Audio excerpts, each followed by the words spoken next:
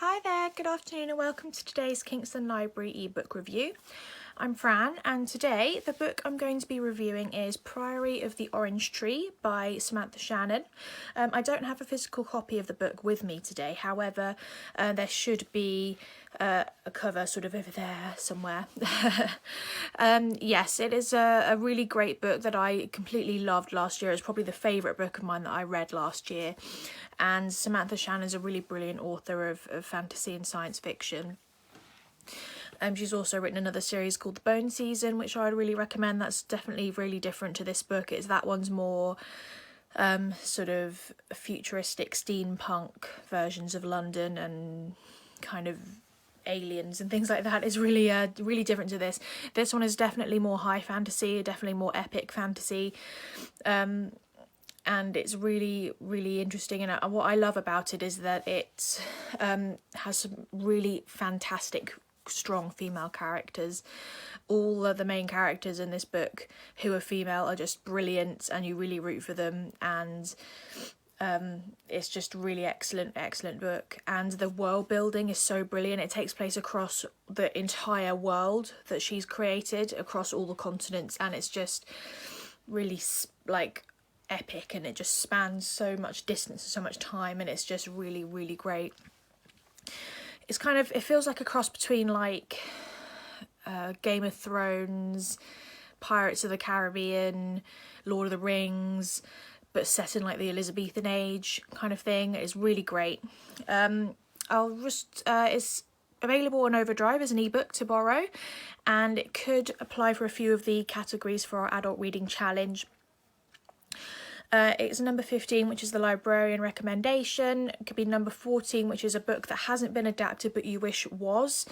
This book needs an adaptation, either as a movie or as a series. I think it could be the most amazing series for people who are missing Game of Thrones or stuff like that. It's lighter than Game of Thrones. It's not as violent or dark, but it's definitely a brilliant fantasy. And also number 32, which is a book with an LGBTQ plus character. There's a lot of representation in this book. There are a couple of the, or a few of them, the point of view characters are LGBT, which is great. I like to see some representation. The general plot is that it's split between two groups of characters. The first is in a kingdom called, or a queendom called Ines. And in this queendom, the House of Berethnet have ruled for 1,000 years, and it goes from mother to daughter rather than father to son. And they have sort of a legend in this country where if the royal line of Berethnet is ever broken, or if it ever dies out, the Nameless One, which is an ancient giant dragon, will rise from his slumber and destroy the world.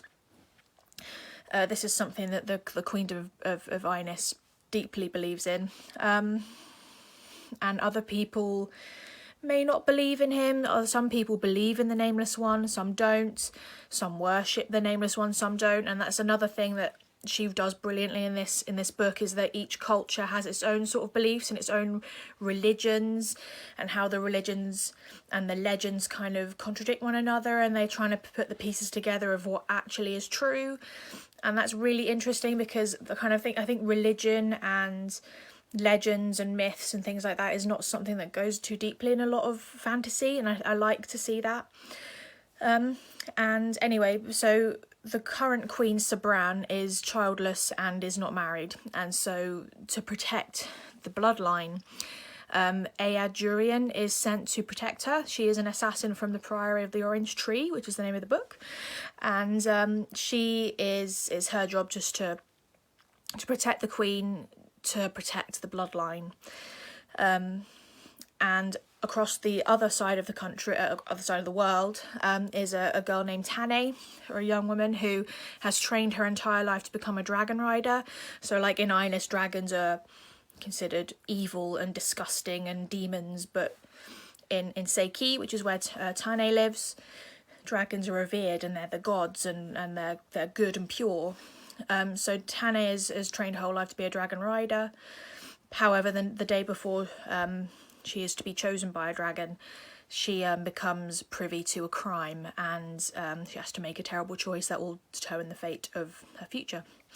I'll just read the blurb because, as I said, I don't have the book with me, so I can't read a section of it, but I'll read the blurb for you. So, a world divided, a queendom without an heir, an ancient enemy awakens. The House of Berethnet has ruled Ines for 1,000 years. Still unwed, Queen Sabran IX must conceive a daughter to protect her realm from destruction, but assassins are getting closer to her door. Ayad Jurian is an outsider at court. Though she has risen to the position of lady-in-waiting, she is loyal to hidden society of mages. Ayad keeps a watchful eye on Sabran, secretly protecting her with forbidden magic. Across the Dark Sea, Tane has trained to be a dragon rider since she was a child, but is forced to make a choice that could see her life unravel. Meanwhile, the divided East and West refuse to parley, and the forces of chaos are rising from their sleep. So yeah, I 100% recommend this book. It's very thick. It's about 900 pages, 850 pages, really long. But it's just an excellent, excellent book. Samantha Shannon, I think, is working on a sequel or maybe a spin-off. But I don't think you have to worry about being a massively long series. The book on itself is just a brilliant adventure. It's, as I say, it's really epic, really sort of sweeping, and it's spanning this entire world, and so much happens, and there's so much brilliant character growth, character development. I love all the characters. Some of the characters are so flawed, and they make mistakes, or they do things that are going to affect another character, so you don't really know who to root for. It's really conflicting, but it's so enjoyable, and I really recommend it. So I really hope you enjoy this review, and yes, see you soon. Bye.